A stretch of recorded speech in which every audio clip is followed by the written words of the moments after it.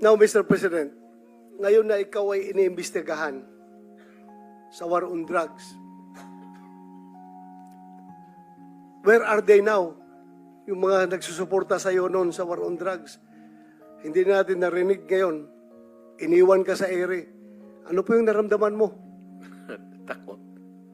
Alam ko kasi yung tao. Yung, for the good time lang yan sila. Yung mga crisis kang ganito, wala ka namang kaibigan.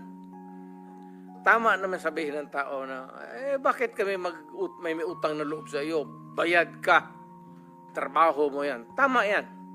In theory, tama yan. Tama sila. Kayong mga pulis. Ikaw. Pati ako. Pero, yung dapat lang ng malaman na yung pagiging mayor ko,